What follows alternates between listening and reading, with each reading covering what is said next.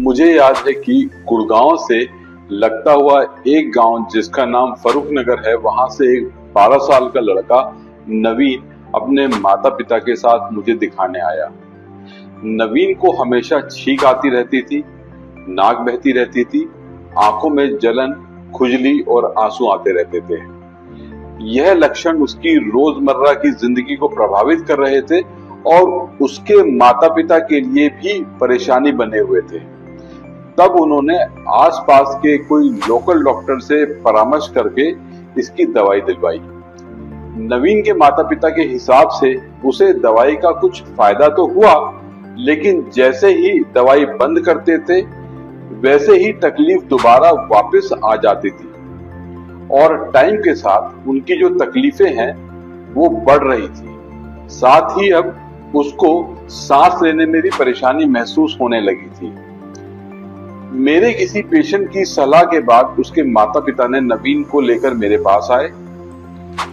मैंने नवीन की उसके परेशानियों के बारे में कुछ सवाल करे और उसकी पूरी जांच करी, जिसमें serum, immunoglobulin E, X-ray paranasal sinus और नेजल एंडोस्कोपी, और साथ ही मैंने उसकी विटामिन डी की टेस्टिंग भी करी।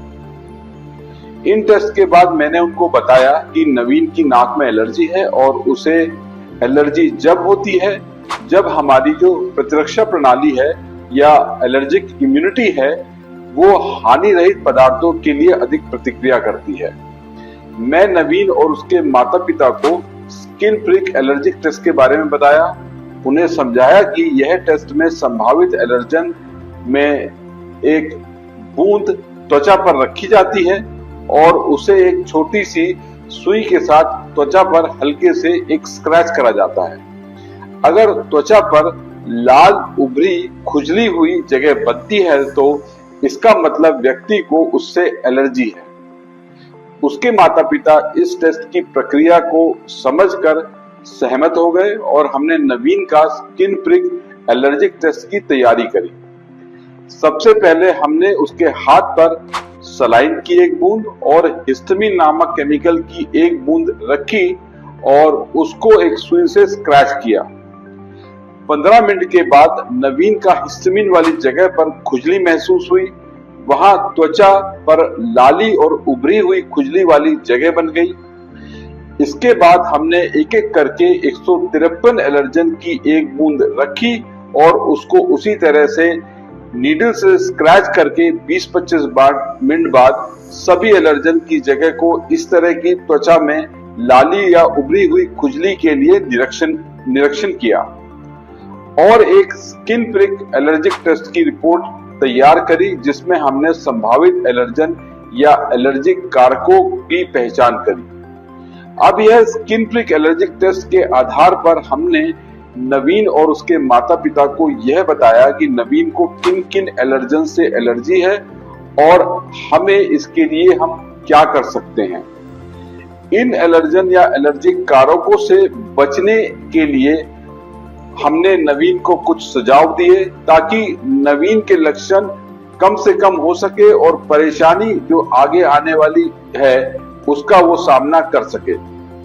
नवीन और उसके माता पिता को इन एलर्जन या एलर्जिक कारकों से बचने की सलाह दी गई और उन्हें बताया गया कि नवीन को अपने पहनने, ओढ़ने, बिछाने वाले कपड़ों को गर्म पानी से साफ करना चाहिए।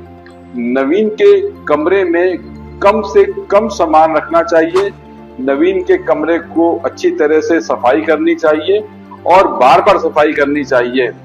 किसी भी पालतू जानवर या पेट्स को नवीन के बिस्तर पर ना बैठने दें। साथ ही अपने इलाके में गूगल की पोलन काउंट को मॉनिटर करके खिड़की दरवाजे को उस मौसम में बंद रखें जिसमें पोलन काउंट बहुत ज्यादा है। नवीन ने इन उपायों को अपनाया और अपनी हालत में सुधार होने लगा। अपने अनुभव से प्रेरित होकर नवीन और उसके माता पिता ने इस कहानी को अपने दोस्तों और पड़ोसी के साथ साझा करना शुरू किया।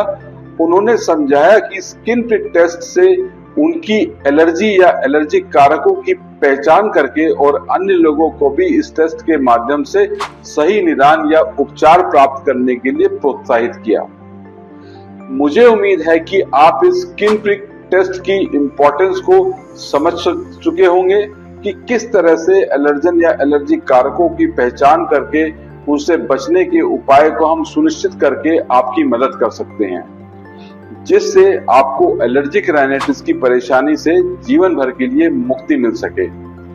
यदि आपका कोई सुझाव या सवाल है तो उसे कमेंट बॉक्स में पोस्ट करें। जब तक हम अगली बार एक नई कहानी के साथ नहीं मिलते, तब तक स्वस्थ रहें, खुश रहें।